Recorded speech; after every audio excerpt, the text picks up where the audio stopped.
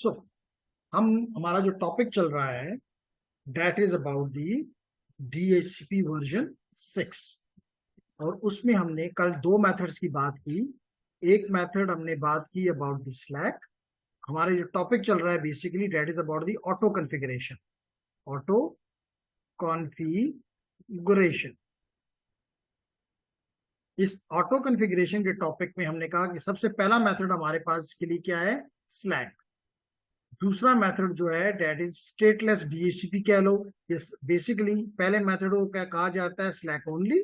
दूसरे को कहा जाता है slack with stateless DHCP, stateless DHCP। और थर्ड वाले को कहते हैं स्टेटफुल DHCP वर्जन 6। स्टेटफुल DHCP version 6। हमने पहले मेथड में हमने यहाँ पे जब बात की तो हमने ये कहा था कि तीन मेथड्स हैं, slack only with stateless DHCP version 6 server and स्टेटफुल DHCP version 6। फिर हमने बात की इसके बाद कि स्लैक में क्या होता है कि सारी चीजें जो RA मैसेज है उसमें RA क्या होता है, ये राउटर की एडवर्टाइजमेंट का मैसेज है। और इसमें ये सारी चीजें प्रोवाइड करेगा जिसमें number 1 prefix, number 2 prefix length, number 3 DNS, number 4 domain name, number 5 may be the gateway. ठीक, तो सारी चीजें, सिर्फ जो चीज नहीं दी जाती वो है इंटरफेस का आईडी। इंटरफेस का आईडी जो कि आपका डिवाइस, आपका ऑपरेटिंग सिस्टम, होस्ट का operating system either by using the random generation method और by using the EI64 method, वो अपने लिए इस प्रीफिक्स के साथ मैं कलर चेंज कर देता हूं, ये इंटरफेस आईडी सेल्फ खुद मालूम करके, इंटरफेस आईडी मालूम करके अपना IPv6 का एड्रेस कंप्लीट कर देता। ठीक है जी, इसमें कोई क्वेश्चन है? कल हमने ये बात की थी। अब अगर इस मेथड की बात करते हैं तो क्या होगा, सबसे पहले जो आपका होस्ट है वो एक राउटर सोलिसिटेशन मैसेज भेजता है। उसके जवाब में आपका जो राउटर है वो अपने आप को एडवर्टाइज करता है by using the RA message. और RA मैसेज को देख के आप, RA मैसेज में आपको जो चीज पता चलती है वो है आपका फ्लैग, जो कि A फ्लैग है, जो कि 1 होता है, जबकि O फ्लैग और M फ्लैग जो होते हैं वो क्या होते हैं, 0। ठीक है, और इसको फ्लैग को देखते हुए फिर आप उस RA मैसेज से सारी इंफॉर्मेशन निकाल के सिर्फ ये आप खुद जनरेट कर लेते हैं, और जिस एड्रेस से आपको ये RA मैसेज आ रहा होता है उसको आप अपना गेटवे मान देते। और ये हमेशा एक लिंक लोकल एड्रेस होता है। क्लियर है?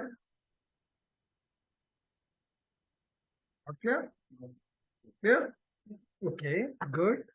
फिर अगर आपने इसको पर बात करते हैं कि जी नहीं, अब हम number 2 which is slack with stateless DHCP version 6, second method. तो जैसे आपको यहाँ पे उसमें नजर भी आ रहा है कि नेटवर्क की फिगर में कि सबसे पहले होस्ट ने क्या किया, उसी तरह RS मैसेज भेजा। RS का मतलब है राउटर सोलिसिटेशन, यानी राउटर से रिक्वेस्ट की गई कि आप काइंडली अपना RA भेजें। याद रखो कि RS मैसेज जो होता है वो ऑल राउटर मल्टीकास्ट एड्रेस पे भेजा जाता है। यानी होस्ट, क्योंकि सवाल आपके जहन में आ सकता है कि आपके जहन में ये सवाल आ सकता है कि होस्ट अभी अप हुआ है, उसके पास तो इस राउटर का एड्रेस नहीं है, कैसे राउटर को वो राउटर सोलिसिटेशन मैसेज भेजे? तो वो ऑल राउटर मल्टीकास्ट एड्रेस पे ये भेज देगा, जो कि F F F F 02 colon colon 2 है। इस एड्रेस के ऊपर ये अपना रिक्वेस्ट भेज देगा, जबकि जवाब में फिर राउटर अपने आप को एडवर्टाइज करेगा ऑल, क्योंकि उसको भी नहीं पता इसका एड्रेस, एड्रेस तो है ही नहीं, तो वो भी इसको भेजेगा ऑल नोड मल्टीकास्ट एड्रेस पे, जो कि FF02 कॉलन कॉलन 1 है। बात समझ आ गई? अब जब आपके पास आरए आया, होस्ट के पास आरए आया, तो आप ये आरए में चेक करेगा तो इसका ए फ्लैग भी 1 होगा और ओ फ्लैग भी 1 होगा। इससे इसको पता चल जाएगा कि लिमिटेड इंफॉर्मेशन मिली है मुझे आरए से, और रिमेनिंग इंफॉर्मेशन मुझे मिलनी है किससे? डीएनएस से, डीएचसीपी से, सॉरी डीएचसीपी वर्जन 6। बात समझ आ रही साहिब? रिमेनिंग का मतलब ये है कि अभी क्लियर कर देता हूं, रिमेनिंग का मतलब ये है कि इस आरए मैसेज में आपको मिल रहा होगा नंबर 1 प्रीफिक्स, आपको मिल रहा होगा प्रीफिक्स लेंथ, आपको मिल रहा होगा प्रीफिक्स लेंथ, आपको मिल रहा होगा इनडायरेक्टली गेटवे। लेकिन जो नहीं मिल रहा होगा उसको मैं ब्लू में रिप्रेजेंट करता हूं ताकि आपको नजर आए। आपको डीएनएस नहीं मिल रहा होगा, आपको डोमेन नेम नहीं मिल रहा होगा। ये चीजें जो कि आपको पहले डोमेन नेम जो कि आरए में मिल रही थी, अब नहीं मिल रही। तो ये blue information will be obtain from the DHCP version 6। बात समझ आई? अब अगर आप इसमें इंटरेस्टेड हैं तो आप अपने अगले कोर्स में ये पढ़ेंगे भी। ये अगर आप देखें नेटवर्क, इस केस पे हमने इस राउटर के ऊपर हमने स्टेटलेस डीएचसीपी कॉन्फ़िगर किया है। क्या कॉन्फ़िगर किया है? Stateless DHCP version 6। अब अगर मैं आपको ये राउटर दिखाना चाहूं जो कि इसकी इंटरफेस गीगाबिट 0/0 है, तो आपको अभी पता चल जाएगा कि यहां पे करें एनेबल और कमांड दे दें शो आईपी वर्जन 6 इंटरफेस, और इंटरफेस इसको दे, क्या इंटरफेस है? गीगाबिट 0/0। तो 0/गीगाबिट 0/0 इंटर कर दें, तो आपको ये आखिरी 2 लाइनें अगर आप गौर से देखें, ये आखिरी 2 लाइनें अगर आपको स्क्रीन पे भी नजर आ रही होंगी और ऑनलाइन स्टूडेंट को भी नजर आ रही होंगी। ये कैसे कॉन्फ़िगर किया, ये अगले कोर्स का पार्ट है, लेकिन कम से कम आपके लिए ये इंपॉर्टेंट है कि ये बता रहा है कि host should use stateless auto configuration for addresses. इसका मतलब कि आरए मैसेज जब इन डिवाइसेस के पास पहुंचा इस राउटर से, तो राउटर ने अपने आप को एडवर्टाइज किया कि जनाब आपको कुछ इंफॉर्मेशन तो स्टेटलेस लेनी है, यानी कि मेरे आरए से लेनी है, और बाकी इंफॉर्मेशन कहां से लेनी है? Host uses DHCP to obtain other information, यानी रिमेनिंग इंफॉर्मेशन। बात समझ आ रही? इसके लिए हमने इस नेटवर्क में एक डीएचसीपी भी बना दिया, और अब हम इस डिवाइस के पास जाके हम IP config/all करते हैं, जो कि आपका PC 0 है। यहां पे हम कर रहे हैं IP config/all। तो आपको नजर आया कि अब इसको आपका लिंक लोकल एड्रेस तो इसने खुद अपने लिए जनरेट किया। ये है इसका IP एड्रेस, ये है इसका नेटवर्क एड्रेस पार्ट, और ये है इसका इंटरफेस का आईडी, यह है इसके इंटरफेस का आईडी। बात समझ आ रही? ऐसे ही है ना, है तो इंटरफेस आईडी ना। और ये अब आपने अगला सवाल का जवाब दे दिया कि ये इसके मैक से बना है। तो अगर ये मैक से बना है तो फिर ये कौन सा मेथड हुआ, UI64, UI64। लेकिन इस मेथड से इसका मतलब ये पार्ट इसको प्रोवाइड किया आरए ने, और ये पार्ट इसने खुद अपने लिए कैलकुलेट कर लिया, फाइंड कर लिया। इसके अलावा गेटवे इसको, क्योंकि आरए इसको इस मैसेज से मिला, इस एड्रेस से मिला, इसने उसको अपना क्या बना लिया, गेटवे बना लिया। और ये जो रिमेनिंग इंफॉर्मेशन है, एक ये आपको नजर आ रहा है कि मैंने एज्यूम किया कि ये जो डोमेन है इसका नाम ut.com है, तो ये इसको किसने दिया, डीएनएस ने देना है। ये इसको किसने दिया, डीएनएस का एड्रेस, ये भी इसको डीएचसीपी सर्वर ने दिया। बात समझ आ रही। तो अदर इंफॉर्मेशन या रिमेनिंग इंफॉर्मेशन से मुराद ये इंफॉर्मेशन है, ये इंफॉर्मेशन है। क्लियर होगी मेरी बात।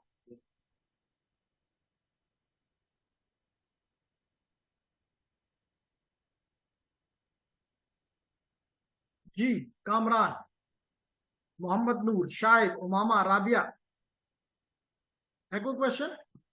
समझ आई difference between the stateless and stateless DHCP? जी हम उमा कुछ बोल रही हैं। शाबाश, I am listening. Do you have any question? समझ आ गई। शाबाश। तो we go to the chat, और चैट में राबिया भी कह रही है क्लियर है, और मोहम्मद नूर भी कह रहा है क्लियर है। तो इट्स नाइस। तो अब हम वापस अपनी स्लाइड पे आ गए कि जनाब अगर हमारा ये दूसरा मेथड है, तो सबसे पहले होस्ट ने भेजा क्या, एक राउटर सोलिसिटेशन मैसेज कि जनाब मुझे राउटर को जगाया कि राउटर साहब अपने आप को एडवर्टाइज करो।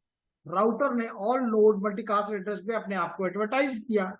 एडवर्टीजमेंट में फ्लैग्स नजर आ गई, और मैंने अभी आपको फ्लैग दिखाई दी कि उसमें दोनों में लिखा हुआ है, पहले में लिखा हुआ है पहली लाइन पे, आखिरी दो लाइनों में ये लिखा हुआ है कि जनाब आप स्टेटलेस हो। नंबर 2 बताया कि कुछ अदर इंफॉर्मेशन जो है वो आप डीएचसीपी से लोगे। ठीक है। जब ये दो इंफॉर्मेशन इसके पास आ गई, इसने जो इंफॉर्मेशन ग्रीन में नजर आ रही है वो इंफॉर्मेशन तो इसने अपने आप को कॉन्फ़िगर कर लिया, लेकिन रिमेनिंग इंफॉर्मेशन के लिए इसने डीएचसीपी को सॉलिसिट किया, डीएचसीपी को सॉलिसिट किया कि डीएचसीपी साहब अदर इंफॉर्मेशन, रिमेनिंग इंफॉर्मेशन, यानी कि ये वाली इंफॉर्मेशन मुझे प्रोवाइड करो। उसने प्रोवाइड कर दी तो इसका कॉन्फ़िगरेशन कंप्लीट हो गया। बात क्लियर हो गई।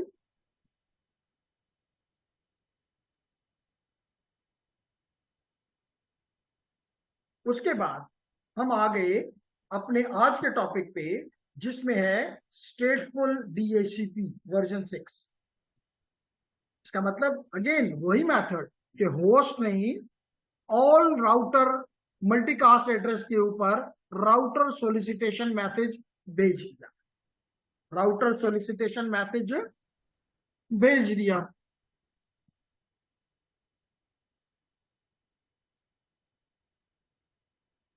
फिर इसके जवाब में राउटर साहब ने अपने आप को एडवर्टाइज किया ऑल नोड मल्टीकास्ट एड्रेस पे। जब राउटर के इसके पास आरए मैसेज पहुंचा तो पता चला कि ए फ्लैग भी 0 है, ओ फ्लैग भी 0 है, और एम फ्लैग जो है वो 1 है। इससे इसको पता चला कि जनाब इस आरए में मां सिवाय गेटवे के कुछ भी नहीं है, मां सिवाय। और गेटवे में भी, आरए में गेटवे का एड्रेस नहीं है, क्योंकि उस एड्रेस से वो आया है, इस इंटरफेस से आया है, जो कि हो सकता है इसका एड्रेस FEAT::2 हो, कुछ भी हो सकता है जो भी आपने रखा है। ठीक है। तो आपने ये वाला एड्रेस तो इसमें मान लिया कि मेरा गेटवे है, बाकी इंफॉर्मेशन कहां से लूं? इसके लिए इसने फिर राउटर को मैसेज भेजा, जिसको डीएचसीपी सॉलिसिट तो नहीं कहूंगा, डीएचसीपी रिक्वेस्ट कहते हैं, लेकिन नॉट अ बिग डील, यहाँ पे कोई मसला नहीं। डीएचसीपी रिक्वेस्ट भेजूंगा किसको? स्टेटफुल डीएचसीपी को, स्टेटफुल डीएचसीपी वर्जन 6 को। और इस डीएचसीपी वर्जन 6 की अब ये रिस्पॉन्सिबिलिटी है कि सारी चीजें मुझे प्रोवाइड कर, सारी चीजें मुझे प्रोवाइड कर, जिसमें क्या कुछ शामिल होना चाहिए? प्रीफिक्स भी होना चाहिए, प्रीफिक्स लेंथ भी होना चाहिए, इंटरफेस आईडी भी होनी चाहिए, इंटरफेस आईडी भी होनी चाहिए। गेटवे ऑलरेडी मुझे पता है, इसलिए मैं डिफरेंट कलर से यहाँ पे लिख लेता हूँ कि ये भी पता है। डिफॉल्ट गेटवे भी पता है। और इसके अलावा क्या इसको बताना होगा? इसको मुझे गेट अपना डीएनएस भी बताना होगा, इसको इसको मुझे डोमेन भी बताना होगा, इसको मुझे अगर कोई लीज है तो लीज भी बताना होगा। ये सारी चीजें ये मुझे बताएगा, ना सिर्फ मुझे बताएगा यानी होस्ट को भेजेगा, बल्कि अपने पास सेव भी कर लेगा। इसलिए तो इसको स्टेटफुल कहते हैं।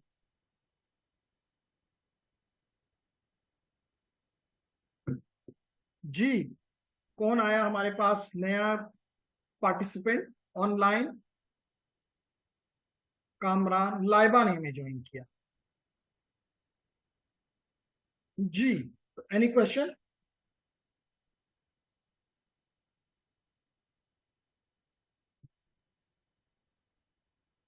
जी, एनी क्वेश्चन? गेटवे तो लाजिम तौर पे आपने जब भी बाहर जाना होता है, राउटर ही आपको लेके जाता है, ठीक है ना। जैसे मिसाल के तौर पे इस वक्त अगर मैं किसी भी नेटवर्क से कनेक्टेड हूं, जो कि मैं सिस्को एडमिन से कनेक्टेड हूं, ये मेरा राउटर है जो कि मुझे दुनिया से कनेक्ट करवा रहा है। हो सकता है इसका इस राउटर का अगला गेटवे अपना भी गेटवे होगा, लेकिन मेरा ये गेटवे। जी, तो क्वेश्चन पूछा नासिर ने कि क्या राउटर ही हमेशा हमारा गेटवे होगा? तो जवाब है यस। जी, सबसे आखिर में लाइबा ने ज्वाइन किया है, तो क्या लाइबा का क्वेश्चन है? अदरवाइज शाला कहती है मैं क्वेश्चन पूछती हूँ, कहती है लेट आई है तो क्वेश्चन का जवाब तो फिर देना पड़ेगा। जी, इस तरह नहीं क्वेश्चन अपने आप को बचाना है तो क्वेश्चन कर दो।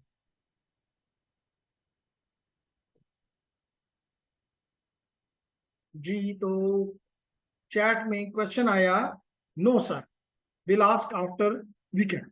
तो जब क्वेश्चन आ गया इसलिए आप क्वेश्चन नहीं कर सकते जी, ठीक है। तो आगे चलते हैं जी, क्योंकि हमारी कंडीशन तो इतनी कि क्वेश्चन करना जरूरी है, तो क्वेश्चन आ गया, बात खत्म हो गई। एनी आगे बढ़ते हैं। तो हमने ये बात भी क्लियर की कि हमारे पास ये जो इंटरफेस आईडी हासिल करने का तरीका है, चाहे वो स्टेटलेस में हो, दोनों स्टेटलेस मेथड्स में, या तो आप रैंडमली जनरेट कर लें, रैंडमली जनरेट कर लें। और क्योंकि 64 बिट रैंडमली जनरेट करने हैं, तो अगर लेट करें कि आपके पास 1000 नोड्स भी हैं, तो there is a very little probability कि they will generate the same 64 bits.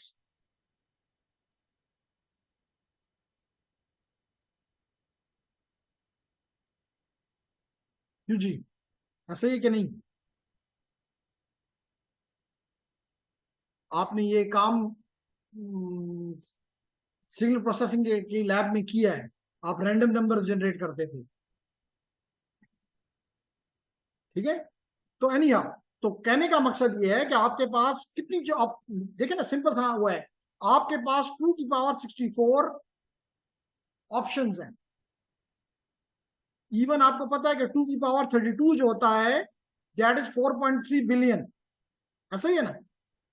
तो अगर आप 33 हुआ तो ये उसका डबल हो गया, और इसका डबल करते जाओ अप टू दिस वन। तो इफ आई एम कर दिस इज इट इज 10⁻⁹, और अगर इसको आप करें तो इट इज 10⁻18। तो अगर किसी 1000 लोगों ने भी फॉर एग्जाम्पल इस इतने बड़े चंक से अपने लिए नंबर उठाना है, So it will be all different. It will be unique. बात समझ आ रही? Now is the other method जो हमने कहा, that is the EY64. जो अभी मैं आपको बता रहा था, तो उसी वक्त शैला ने क्वेश्चन डाल दी, क्वेश्चन कहने या कमेंट कर दिया कि जो इसने इंटरफेस आईडी कैलकुलेट किया है ये इसके मैक एड्रेस की तरह है। इसका मतलब मैक एड्रेस इस्तेमाल हुआ है और ये इंटरफेस आईडी कंप्लीट हुई है। इसका मतलब है कि हमारी इस मशीन ने जो भी हम इस्तेमाल कर रहे थे, it was using the EY64। ठीक है। अब किस तरह EY64 काम करता है, बड़ा ही सिंपल मेथड है और इसके तो डुप्लीकेट होने का कोई चांस ही नहीं है। अगर आपका मैक एड्रेस यूनिक है, जो कि होना चाहिए थ्योरेटिकली, हम इस बात पे एग्री करते हैं कि हमारा मैक एड्रेस जो होता है वो वर्ल्ड वाइड 48 बिट यूनिक होते हैं। क्लियर? तो आप क्या करते हो, इसके दो हिस्से होते हैं, पहला जो ऑर्गेनाइजेशन का और आखिरी 24 बिट जो होते हैं वो किसके होते हैं, इस यूनिट के, इस कार्ड के, इस डिवाइस के, जो मर्जी इंटरफेस के। तो आपके पास 48 बिट तो हैं, लेकिन आपको EY64 से कितने बिट चाहिए? 64। कितने कम है? 16 कम है। तो आप अपनी तरफ से दरमियान में FFFE लगा देते हो और ये हम साहिब से पूछेंगे कि साहिब FFFE में कितने बिट्स हैं। कैसे आपको पता चला?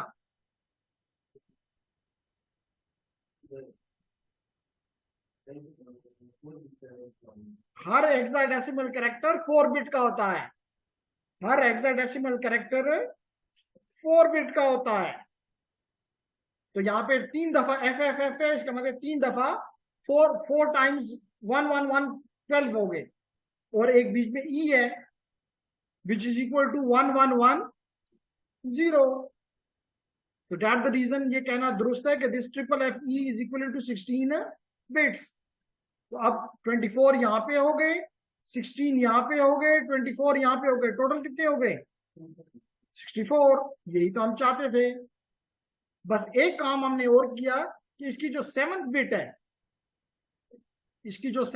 है, उसको हम फ्लिप कर देते हैं, जिसको U/L बिट कहते हैं, यूनिवर्सल/लोकल बिट। इसको हम 0 से फ्लिप करके, ताकि पता चले कि ये अब एड्रेस ग्लोबली यूनिक है। बात समझ आ गई? तो बस यूं हमारा EY64 जो है वो कंप्लीट एड्रेस बना देता है। Make sense? Now we have been joined probably by Mohsen Hassan Mahmood.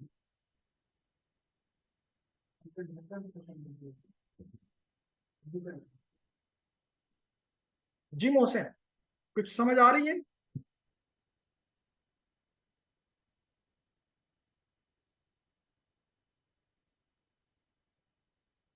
Ji, so we go to the address. Okay, good, Mohsin. लेकिन अब बहुत दिनों के बाद प्रॉब्ली आपने एंट्री ली क्लास में, am I right?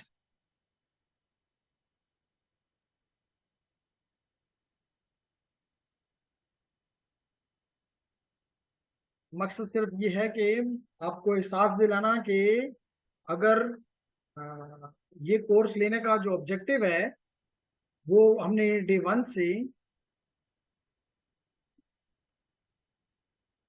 कंस्ट्रक्शन चल रही थी घर में। तो मोहसिन, मसला ये है कि this course is about skills, बल्कि this course is not about the skills. मैं कहूंगा all engineering is about skills. All engineering is about skills. तो अगर आप अपनी किसी भी एरिया में, किसी भी फील्ड में ये पार्ट मिस कर रहे हैं, जो कि बदकिस्मती से हम कर रहे हैं, तो देन इंजीनियरिंग का जो आप लफ्ज इस्तेमाल करते हैं कि इंजीनियरिंग तबादा, तो फिर वही नजर आती है। लेकिन अगर आप इंजीनियरिंग को स्किल के साथ जोड़ दें तो probably this is the best area to work. ठीक है? Anyhow this was just advice कि अगर आप अपने आप को रेगुलर कर दें, अब तो क्या अभी हम 12वें चैप्टर में पहुंच चुके हुए हैं, लेकिन चलें, नॉट बैड।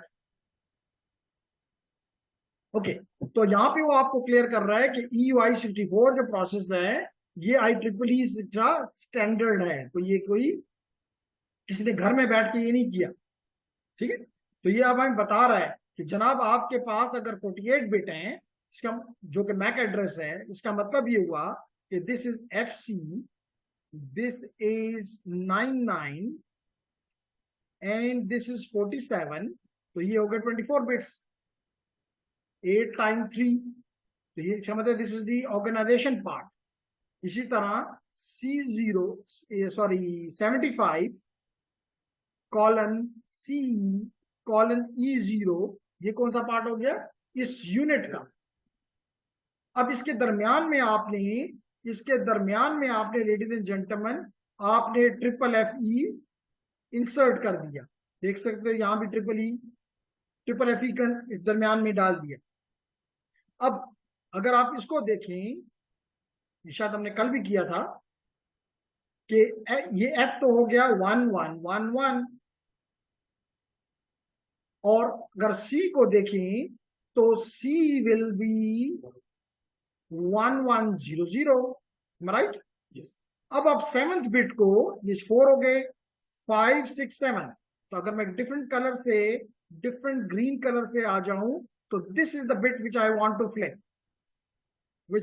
फ्लिप, तो अब ये क्या बन गया, 0001 which is equal to FE, इसलिए ये जो C है दैट शिफ्टेड टू E, तो now this is a unique 64 bit interface ID।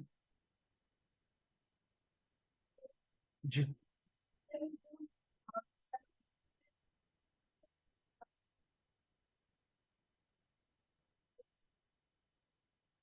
जो हमारा पहले 24 बिट्स हैं, अगर क्वेश्चन क्लियर ना हो तो दोबारा कहिएगा, ये जो हमारा OUI पार्ट है ना, इसमें हमने कहा 24 बिट्स हैं।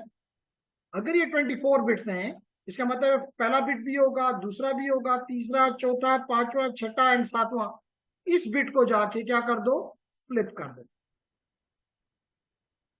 ये आपका पहला बिट है, ये second bit, third bit, fourth bit, fifth, sixth, और ये आ गया आपका 7th बिट। जो भी इसकी वैल्यू है उसको क्या कर दो, तो देखिए मैंने भी ये यहाँ पे ये किया, ये था F से आपको पता है कि it is equal to 111 4 1s, उसके बाद क्या था C, तो C इज इक्वल टू 1100।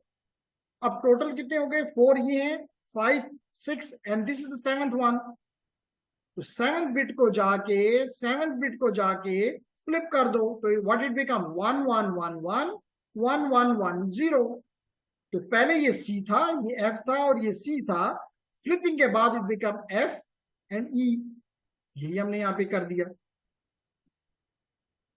ये क्वेश्चन में कुछ और है,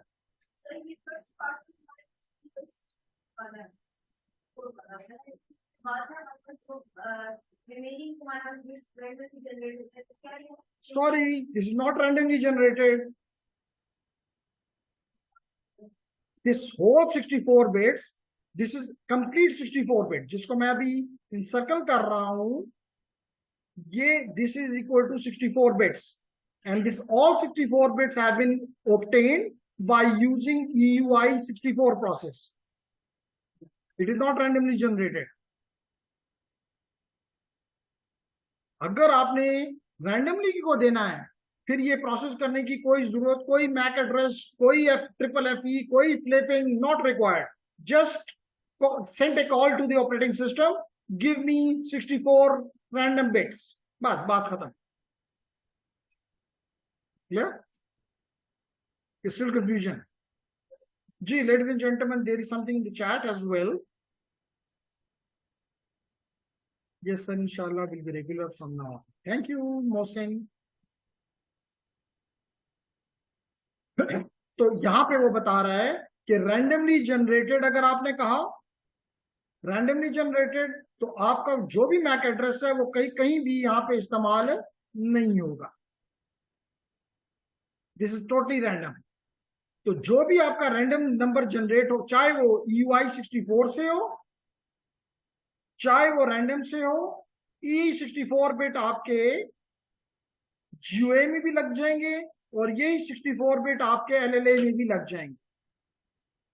चेक कर सकते हो, ये देख लो, यहां भी 66E1 है, 66E1, A5BB, A5BB, 8A35, 8A35. This was your, this is your prefix, and this is this is the interface ID. तो वही इंटरफेस आईडी यहां भी लग गई, यहां भी लग गई। क्लियर है? Any online student, is it clear? Confusion तो नहीं है कोई?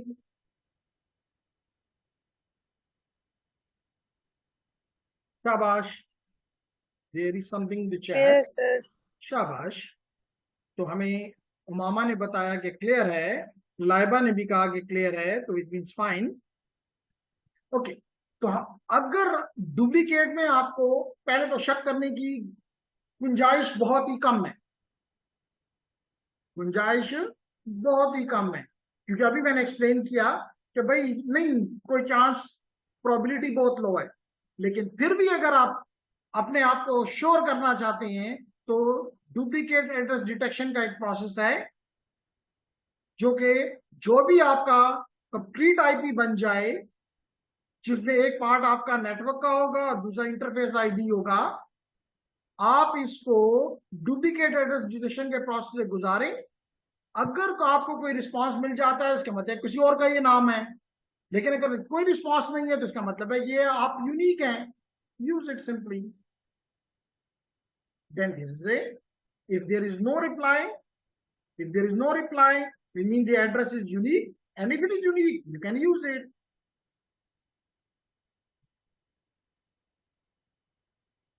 जी जेंटलमैन, कोई क्वेश्चन? कोई मजेदार सा क्वेश्चन होना चाहिए आज।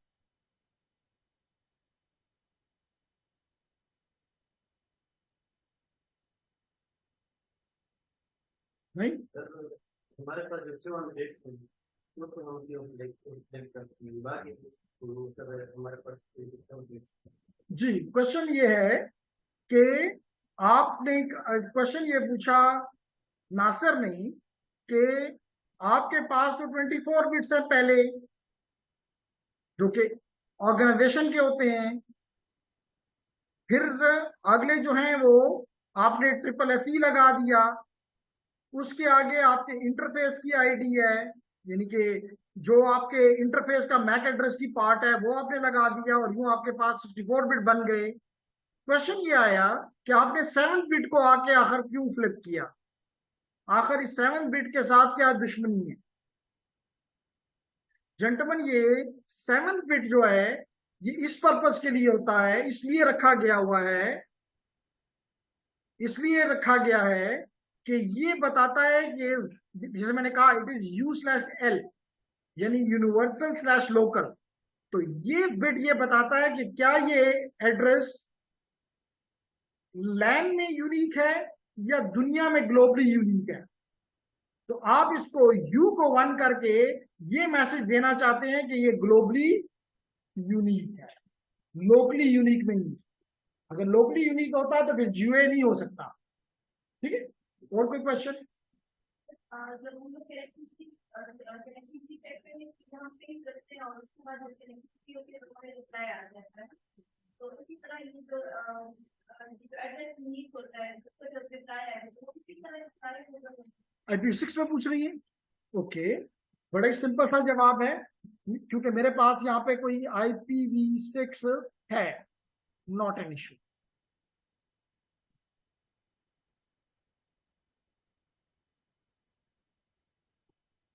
ओके, तो लेडीज एंड जेंटलमैन, क्वेश्चन ये पूछा गया कि जनाब मैं यहाँ पे आ गया और मैं यही नेटवर्क को सामने लाना चाहता हूँ। मिसाल के तौर पे जी भी ये राउटर है, और राउटर का आईपी मुझे पता है, चले मेरे लिए आसान है। मैं यहाँ पे डिवाइस पे आके, क्योंकि यहाँ पे IP4 नहीं है इसलिए मैं IP4 नहीं इस्तेमाल कर सकूंगा शैला, तो मैं यहाँ पे आके करता हूँ पिंग, और इस डिवाइस के, आपको पता है, बाकियों को नहीं भी अगर पता, मैंने इस इंटरफेस का ये IP रखा हुआ है, यही है ना। मैं इसको करता हूं F, क्या है, 2001 colon BB8 colon ACAD colon colon 1 ये रखा हुआ है ना। चेक भी करके बता सकता हूं, इंटर करो, देखो उसी तरह का जवाब आ रहा है। यही क्वेश्चन था या कुछ और था? तो देखें आपको उसी तरह नजर आ रहा है कि मेरे डिवाइस कह रही है, यानी PC1 कह रहा है कि मैंने 4 पैकेट भेजे हैं, 4 के 4 रिसीव हो गए हैं और कोई भी लॉस नहीं हुआ, विच मीन्स समथिंग 100% कनेक्टिविटी। क्या जी, आर्प का डैड और आर्प कुछ हद तक कह ले अकॉर्डिंग्स। ओके, क्वेश्चन जो है वो पूछा सुमैया ने, और क्वेश्चन उसका ये है कि यहाँ पे उसको एक टर्म नजर आ गई और उस पे उसने क्वेश्चन डाल दिया। क्वेश्चन उसका ये है कि यहाँ पे लिखा है कि सिमिलर टू आर्प, ये डैड इज, ये नहीं कह रहा कि इट इज इक्वल, सिमिलर। क्या मतलब है इसका? सबसे पहले तो ये पता होना चाहिए कि आर्प कहते किसने, address resolution protocol. ARP stand for Sahib, ARP stand for address resolution protocol. अब ये प्रोटोकॉल कब काम करता है, कैसे काम करता है, ये थोड़ा सा क्लियर कर दूं। मिसाल के तौर पे आपके पास ये एक स्विच है, ये एक स्विच है, और इस स्विच के साथ आपके मुख्तलिफ डिवाइसेस लगे हुए। अब फॉर एग्जांपल ये है PC1, ये है PC2, ये है 3, 4। लेट करें कि PC1 जो है वो PC4 को कुछ भेजना चाहता है। इसके लिए PC1 को ये जरूरी है कि उसको अपना IP एड्रेस और डेस्टिनेशन का IP एड्रेस का पता हो। इसके अलावा ये भी जरूरी है कि इसके पास सोर्स का मैक एड्रेस और डेस्टिनेशन का मैक एड्रेस पता हो। ये दो चीजें पता होना कंपल्सरी है। अगर इनमें से कोई एक चीज भी मिसिंग है इन 4 में से, तो ये इस 4 नंबर नोड के साथ नहीं बात कर सकती। क्या सुमैया इस बात से एग्री करती है कि नहीं करती? मैंने इनको हाईलाइट कर दिया ताकि आपको नजर आए।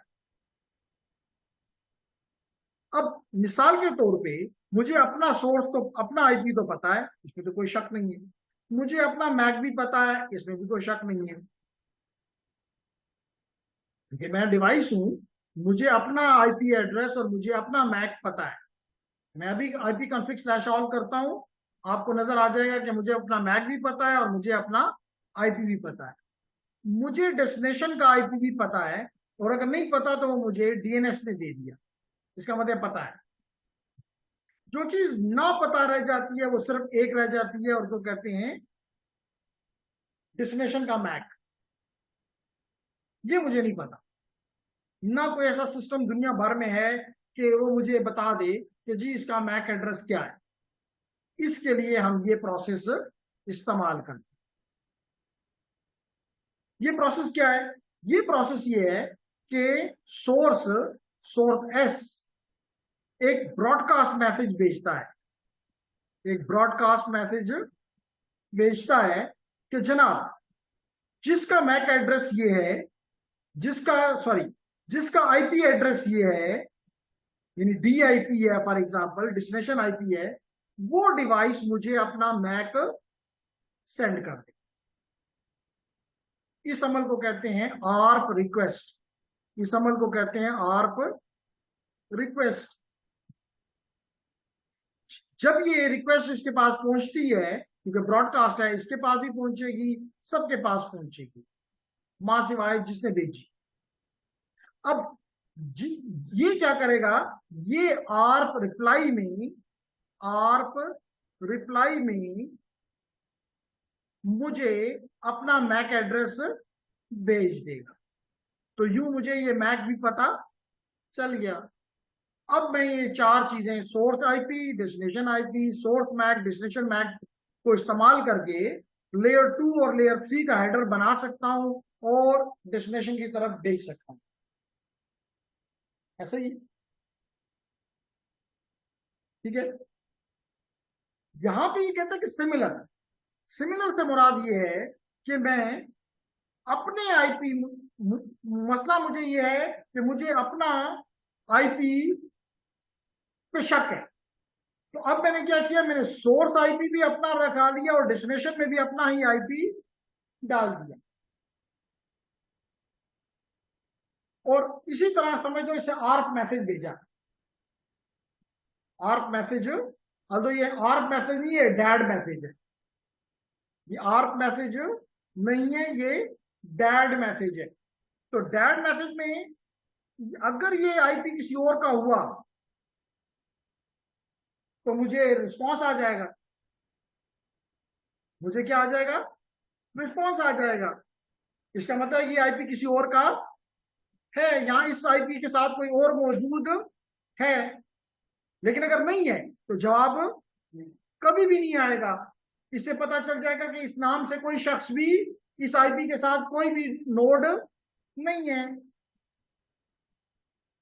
अभी सुमैया को समझ नहीं आई, क्या करते हैं?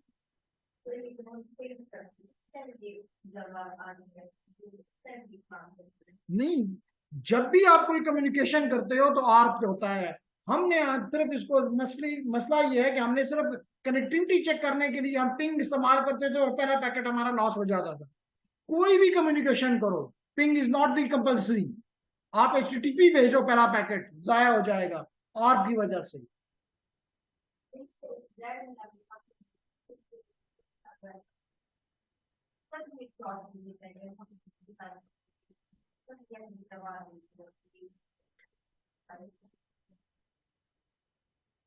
क्या कहना चाहती हैं, दोबारा जरा रिपीट करें। पिंग IPv6 किया, बिल्कुल। नहीं नहीं नहीं नहीं, यहाँ पे तो हमने डेस्टिनेशन का आईपी दिया है। यहाँ पे तो हमने डेस्टिनेशन का आईपी दिया है। इसमें डैड में हम, क्योंकि आपको पता है, क्योंकि आपने पढ़ा हुआ है, आपका लेयर 3 पे जो पैकेट बनता है उसमें सोर्स का भी आईपी लिखा जाता है और डेस्टिनेशन का भी। मैं सोर्स में भी अपना लिखता हूं जो मैंने अपने लिए बनाया है, और डेस्टिनेशन में भी वही डाल देता हूं। डेस्टिनेशन में भी वही डाल देता हूं। अगर जवाब आता है, इसका मतलब यह है कि वो कोई और है इस नेटवर्क में जिसका ये आईपी है, उसने मुझे जवाब दे दिया है। लेकिन अगर जवाब नहीं आया, इसका मतलब है कि ये आईपी कहीं एग्जिस्ट नहीं कर रहा, जवाब नहीं आएगा। बात समझ आ गया जी? तो लेडीज एंड जेंटलमैन, हम अगले टॉपिक की तरफ बढ़ रहे हैं और वो है dynamic addressing for IPv6 LLA। अभी तक हम जो भी हम पढ़ रहे थे, that was about the GUA, ऐसा ही था ना? और साहब GUA stands for global unicast address. Global unicast address. अब हम बात करना चाहते हैं लिंक लोकल एड्रेस। ये एड्रेस ग्लोबली यूनिक होना जरूरी है, ग्लोबली यूनिक होना जरूरी है। जबकि ये एड्रेस ग्लोबली यूनिक नहीं होता, ये सिर्फ लिंक पे यूनिक होता है।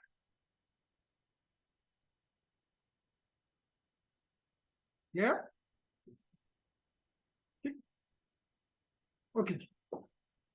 तो हमने कहा, अगर आपको याद हो, हमारी क्वेश्चन ये है या हम ये चीज बात करना चाहते हैं कि इस एड्रेस को, जो हमारा कल भी हमने इस पर काम किया, हमने 5 मुख्तलिफ किस्म के एड्रेसेस को आइडेंटिफाई किया, जिसमें GUA भी था, जिसमें LLA भी था, जिसमें मल्टी मल्टीकास्ट भी थे और उसमें यूसीएल यूएलए भी थी। पांचों एड्रेसेस को हमने देखा। तो जेंटलमैन हमने कल की उसमें देखा कि हमारे पास जो एलएलए है उसका है FEAT :/10/10। ये एड्रेस जो है किसका है? एलएलए का।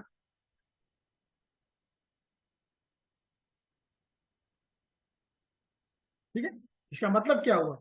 इसका मतलब ये हुआ कि this is all ones. FE का मतलब है 3 1s and 1 0। ठीक है, 8 हो गए। And this is 8। 8 का मतलब है 1 and 3 zeros और अगले के सारे जीरोस। ये FEAT। इसमें से पहले 10 के जो बिट्स हैं 4, अगर मैं कलर चेंज कर दूं 4 + 4 + 2, this is the part which is pointing out. This should be same. This should be same. इसका मतलब है कि अगर ये 10 बिट्स हैं, मैंने पहले बताया कि आपके पास जो इंटरफेस आईडी है, चाहे वो रैंडमली जनरेट करो, चाहे वो EUI64 से करो, it will always be 64 bits. इसका मतलब यहां पे आपने वो इंटरफेस आईडी लगा दी। इसका मतलब कि दरमियान में यहां पे आप कोई भी नंबर्स लगा सकते हैं। तो यही वो कह रहा है कि an all IPv6 interface, all the IPv6 interfaces must have a LLA। GUA ना भी हो, LLA होगा। और अगर GUA कर लिया तब भी LLA होगा। ठीक है, जैसे मिसाल के तौर पे अगेन इस डायग्राम में आके मैं दिखाना चाहूंगा। दिस इज माय राउटर पे भी करके दिखाता हूं, डिवाइस पे भी करके दिखाता हूं। तो जेंटलमैन यहां पे दे दें एनेबल और कर दें शो IPv6 इंटरफेस, और मैं सिर्फ गीगाबिट 0/0 पे देखना चाहता हूं। तो गीगाबिट 0/0 एंटर कर देता हूं। तो चेक कर लें लेडीज एंड जेंटलमैन, चेक कर लें कि इसका लिंक लोकल एड्रेस ये है और इसका GUA ये है। इसका मतलब इसका GUA भी है, LLA भी है इस इंटरफेस का। इसी तरह अगर हम इस डिवाइस के पास चले जाएं, और अभी हमने प्रॉब्ली इसको कमांड दी थी ipconfig/all, जी बिल्कुल दोबारा दे दी। आप चेक कर लें, इसका लिंक लोकल एड्रेस भी है, देख लें FEAT। आखिरी 64 बिट्स जो हैं वो हैं ये और ये है ना 64 bits, which is representing the interface ID। आगे FEAT है, दरमियान में कुछ भी लगा दो। इसने कहा जी 2E0 और बाकी तमाम जीरो, सारे जीरो भी लगा सकते हैं। FEAT :: interface ID।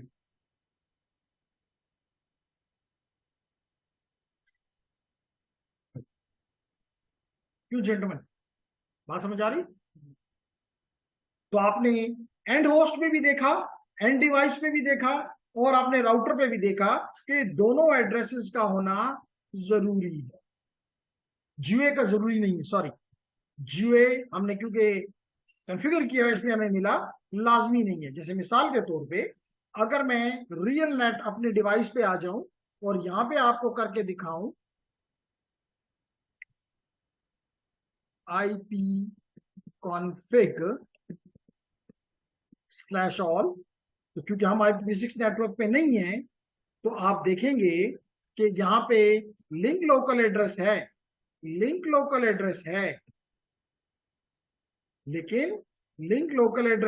लेकिन GUA नहीं। या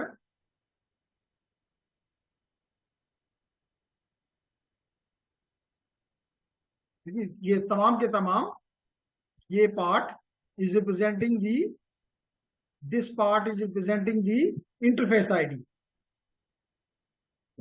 ठीक है अब्दुल्ला, ये किस मेथड से कैलकुलेट हुआ है इंटरफेस आईडी? बिल्कुल ठीक कहा आपने, सोच लें।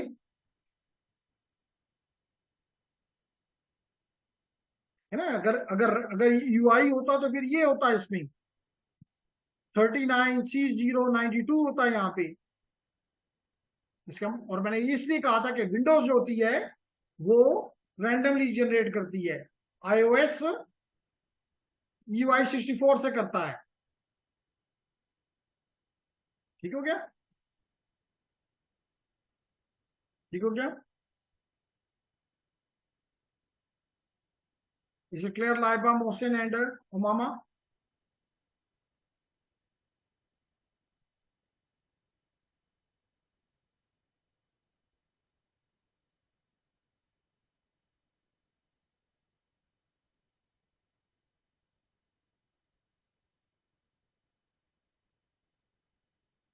Okay.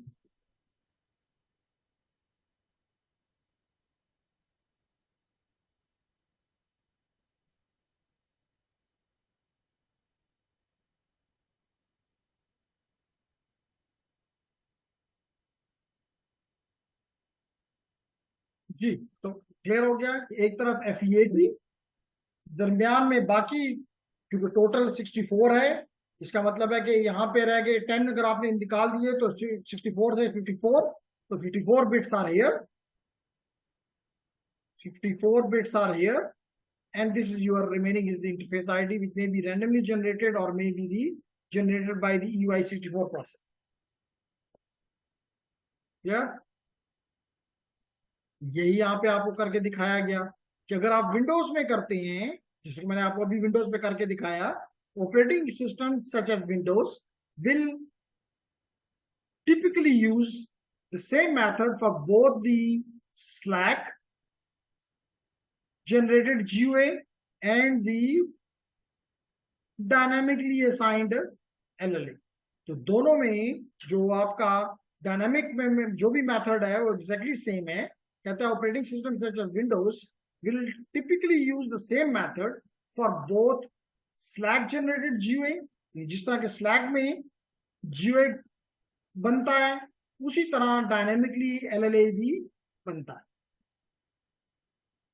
क्योंकि उसमें भी एक आपका प्रीफिक्स होता है और एक प्रीफिक्स लेंथ होता है और साथ इंटरफेस आईडी होता है। तो यहाँ पे आपको एज्यूम कर लें कि प्रीफिक्स लेंथ तो मैं उसको नहीं कहूंगा, लेकिन /10 में कुछ बोल रहा है, /10 कुछ बोल रहा है, बाकी इंटरफेस आईडी एग्जैक्टली सेम। ठीक है, तो यहाँ पे उसने एग्जांपल दी EUI64 की, जिसमें FFFEE बता रहा है कि this is being generated by EUI64, जबकि यहाँ पे कोई FFE नहीं है। इसका मतलब है कि this is generated by the random, और साथ ये बता रहा है कि एग्जैक्टली जो आपके यहाँ पे 64 बिट्स हैं, आपकी interface ID exactly they are repeated here. इसलिए मैंने कहा था कि आप FE80 लगाओ, कॉलन कॉलन लगाओ और इंटरफेस आईडी लिख दो, बस ये आपका one way to represent your LLA। although कि अगर आप यहाँ पे सारे के सारे जीरो नहीं डालते, कोई नंबर डालते हैं, still it is LLA।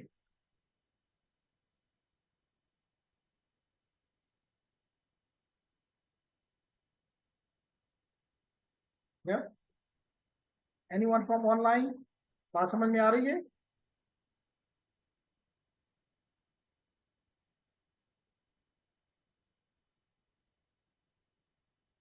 Chat कहती है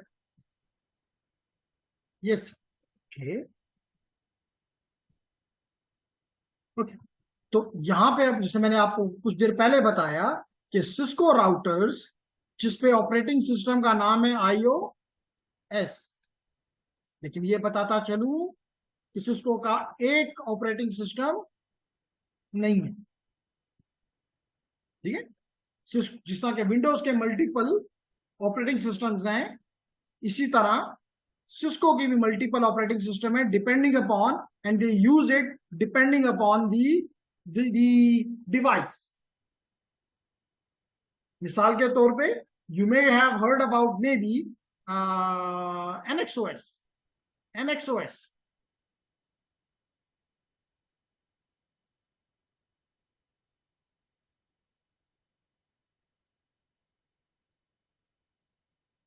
something IOX, probably चेक कर देता हूं, लेकिन they are multiple operating systems. और आखिर में ये बताऊंगा operating systems of used by Cisco devices और Cisco routers।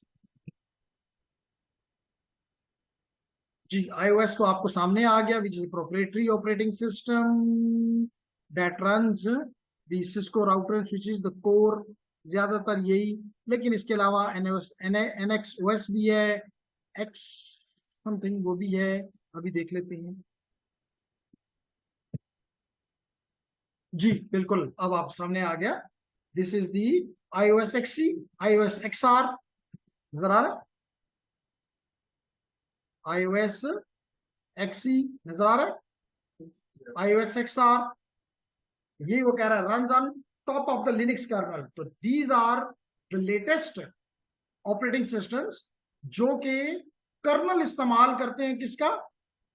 लिनक्स का। इसलिए तो शैला कहती है सबको कि लिनक्स मत सीखो, क्योंकि इस्तेमाल ही कहीं नहीं होता। ऐसे ही समझता है कि लिनक्स सीखना कंपल्सरी है नेटवर्क इंजीनियर के लिए, क्योंकि सिस्को जैसी कंपनी भी अपना कर्नल इस्तेमाल करना पसंद नहीं करती, वो लिनक्स का कर्नल इस्तेमाल करती है। यहां पर भी आप देख सकते हैं iOS XR। जेंटलमैन, अगर ये लोग काम करने पे राजी हो गए, ये जो राउटर इस्तेमाल करेंगे उसमें जो ऑपरेटिंग सिस्टम होगा वो कौन सा होगा? iOS XR। iOS नहीं होगा, iOS XR होगा। लिखा हुआ भी आपको यहां पे नजर आ रहा है SDN। तो देर आर, कहने का मकसद ये था कि सिर्फ iOS ही नहीं है, there are multiple operating systems which are being used by Cisco, but the latest ones are iOS XE and iOS XR।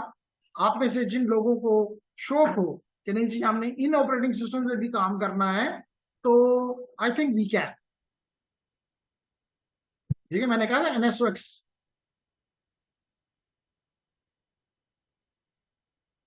तो iOS XE, iOS XR, NXOS, ये देख लो जी। तो जो मैंने कहा, थैंक्स गॉड, यही यहां पे आपको नजर आ रहा है।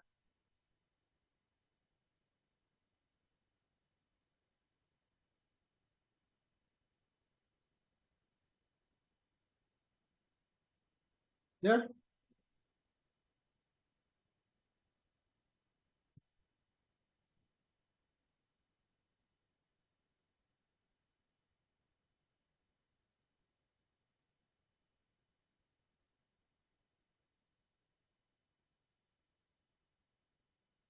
जनाब, तो वी आर बैक।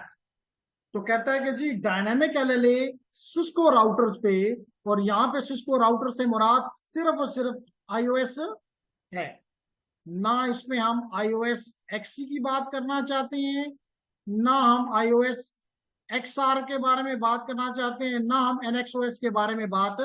ये हमारा टॉपिक, हमारा जुरिस्डिक्शन नहीं है। हमारी जुरिस्डिक्शन सिर्फ सिर्फ iOS।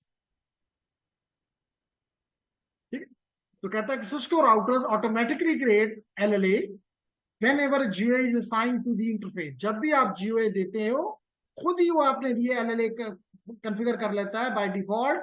मैंने पहले बताया कि iOS जो है वो EUI64 मेथड इस्तेमाल करता है, किसके लिए? इंटरफेस अपनी बनाने के लिए। मैंने अभी बताया कि विंडोज कौन सा मेथड इस्तेमाल करती है? रैंडम इस्तेमाल करती है। तो यहां पर भी अभी मैंने यही कमांड राउटर पे चला के दिखाई थी, शो इंटरफेस गीगाबिट 0/0/0। मेरे केस में 0/0 था। तो यहां पे आपको पता चलता है कि ये आपका बर्न्ट इन एड्रेस है, यानी कि मैक एड्रेस है। और इसको देख के आप यहाँ पे अंदाजा कर सकते हैं कि क्या आपका ये एड्रेस इस्तेमाल हुआ है कि नहीं हुआ। जैसे आपको नजर आ रहा है 3640 आपको नजर आ रहा है 92 तो 24 बिट, दरमियान में FFFE, और शुरू में 7079 V3। 7079 सिर्फ एक बिट के चेंज से 7279 हो गया, V3 उसी तरह। So it means it is clear that Cisco router use EUI 64।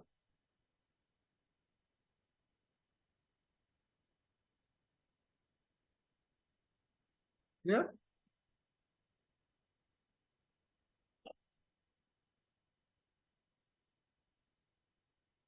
और वही बात इसने यहाँ पे की।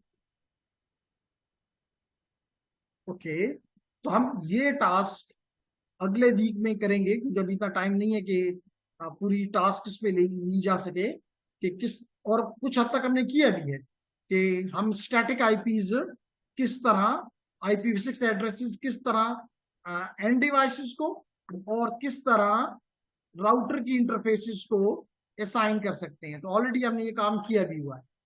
ठीक, अब हम आते हैं जी अगले टॉपिक की तरफ, और वो है topic multicast addresses. Multicast addresses, ladies and gentleman, आपको पता है कि आपके पास यूनिकास्ट एड्रेस होते हैं IPv6 में, आपके पास एनीकास्ट होते हैं, और आपके पास मल्टीकास्ट होते हैं।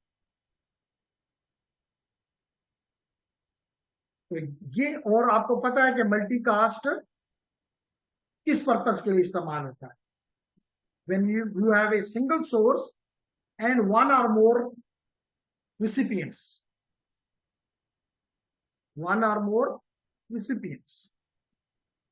जैसे मिसाल के तौर पे अभी आपने देखा कुछ देर पहले कि आपके पास, लेट करेंगे, एक राउटर है, ये एक स्विच के साथ लगा हुआ है, और स्विच के साथ मल्टीपल पीसीज हैं, PC1, PC2, PC3 and so on. तो जब ये अपना RA मैसेज भेजता है तो ये कौन सा एड्रेस इस्तेमाल करता है, मल्टीकास्ट एड्रेस इस्तेमाल करता है, क्योंकि ये तमाम PCs all node multicast address का हिस्सा है।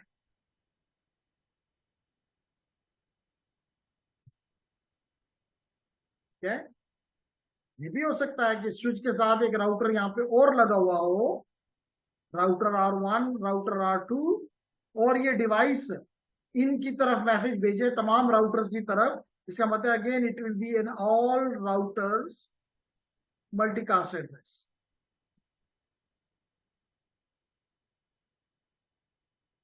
वन टू वन और मेनी। इसीलिए हम यहाँ पे आ गए और हमने कहा कि जेंटलमैन, हमारे पास दो तरह के मल्टीकास्ट एड्रेसेस हैं IPv6 में। कितनी किस्म के? दो किस्म। याद रखें कि मल्टीकास्ट एड्रेस आप किसी नोड को असाइन नहीं कर सकते। यानी आप में से कोई मुझे बताना चाहेगा, अदरवाइज ऑनलाइन वाले तो मौजूद हैं, IPv4 में मल्टीकास्ट एड्रेसेस, जैसे अभी आपने यहाँ पे देख रहे हो, IPv4 में मल्टीकास्ट एड्रेसेस कहाँ थे या नहीं थे?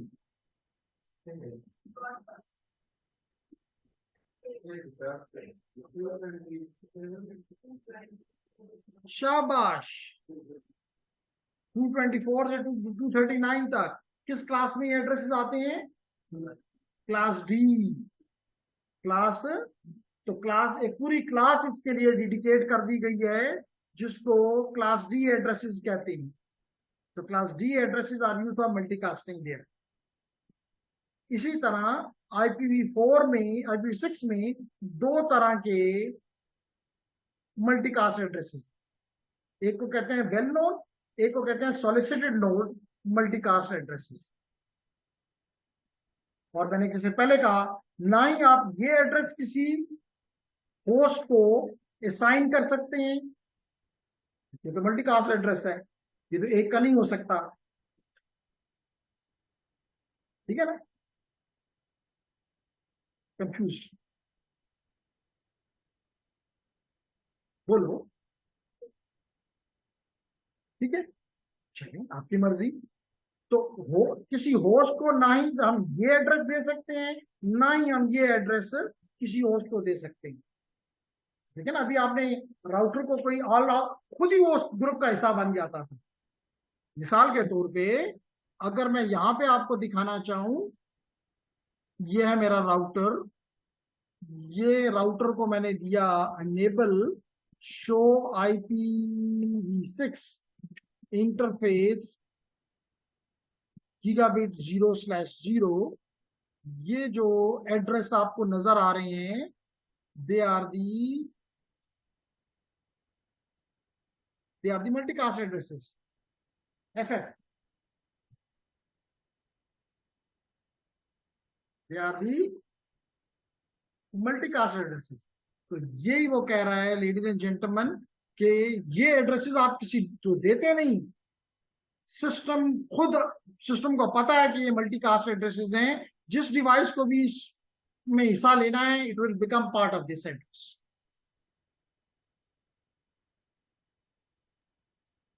ठीक है? अब सेंडर का ये एड्रेस नहीं हो सकता, डेस्टिनेशन का ये एड्रेस हो सकता है।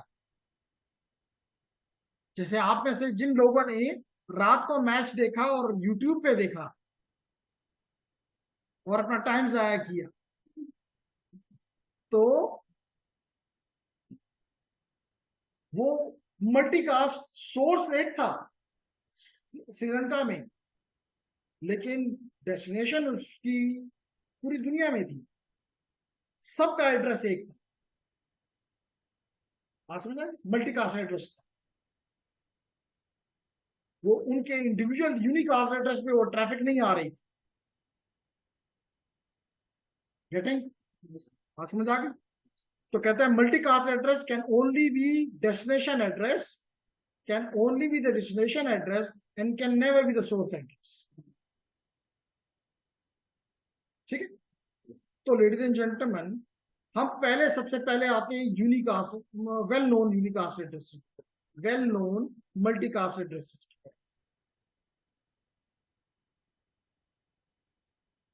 तो वो कह रहा है बड़ा क्लियरली कि जनाब दो कॉमन एड्रेसेस हैं, ये नहीं कह रहा कि दो ही हैं, दो कॉमन हैं। दोनों में फर्क समझ आती है? नहीं आती तो मामा से पूछ लेते हैं, रफी कहता है उससे ही पूछें, डरता भी है कहते हुए, दिल में कहता है। चले जी मामा कहता है, कुछ नहीं कहा, there are two well known multicast addresses, उसने नहीं कहा। अगर ये कहता तो यहां इसका मतलब है कि पूरी दुनिया में सिर्फ दो एड्रेसेस हैं जो कि well known IPv6 multicast address, वो कि कॉमन इनमें से दो हैं, जिसके मतलब और भी हैं।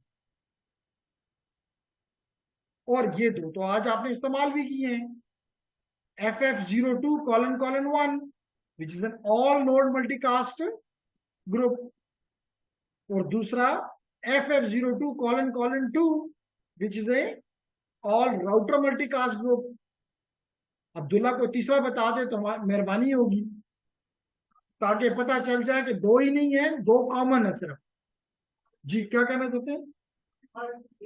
All DHCP, all well known IPv6 में क्या होगा?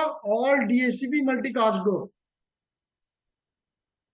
तो ये जो अभी आपको नजर आ रहा था लेडीज एंड जेंटलमैन, ये तीसरा और चौथा ये एड्रेसेस FF02::1, ये दो addresses all DHCP multicast addresses थे। ठीक हो गया?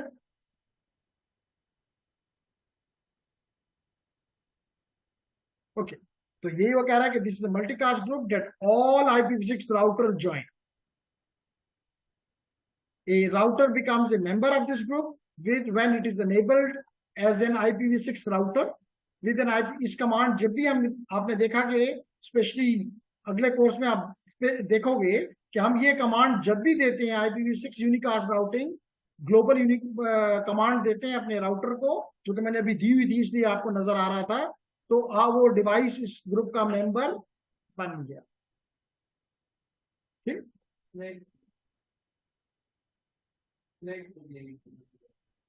स्लैक के लिए बेसिकली कमांड स्लैक के लिए नहीं दी गई, कमांड इसलिए दी गई थी कि ये IPv6 अनेबल राउटर बन जाए,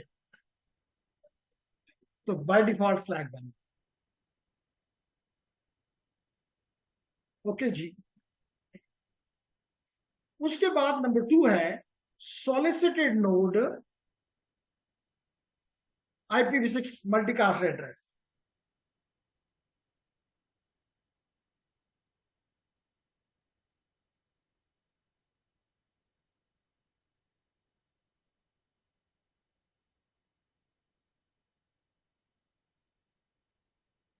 क्या है?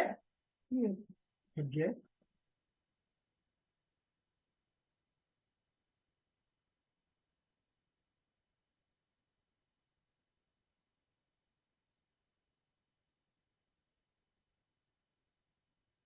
ओके, तो अब आपको रुक गया, हम आगे बढ़ सकते हैं.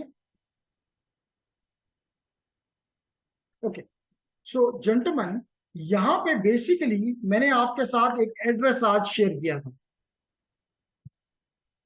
आज मैंने ये जी FF02::1 ब्ला ब्ला ब्ला /124 ITN 8 के ऊपर मैंने ये एक एड्रेस आपके साथ शेयर किया था. ये एड्रेस है सॉलिसिटेड नोड मल्टीकास्ट.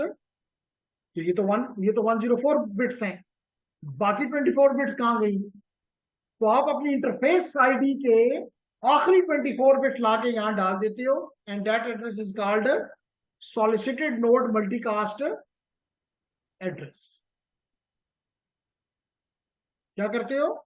ये 104 बिट्स लेकर और अपने इंटरफेस के तो 64 बिट है, उसके 40 बिट छोड़ दो, सिर्फ 24 बिट उठाओ, यहां पे डाल दो, तो it will become 128 bits. This 128 bit will be acting like a solicited mean requested. ये यानी कि वो तो किसी खास के, और ये बड़ा इंपॉर्टेंट है क्योंकि वो तो किसी खास राउटर के लिए थे, वो तो किसी सब नोड्स के लिए थे, वो तो जैसे आपने वेल नोन में देखा, या वो किसी तमाम DHCPs के लिए थे. लेकिन ये तो किसी भी, जैसे अभी आपने मैच रात को देखा, they can use the solicited node multicast address, और इसको मैप कर दिया जाता है आपके मैक एड्रेस के साथ. इंपॉर्टेंट ये है कि इसको मैप कर दिया जाता है आपके इस ईथरनेट मल्टीकास्ट एड्रेस के साथ. तो यू कहता है the internet ethernet NIC can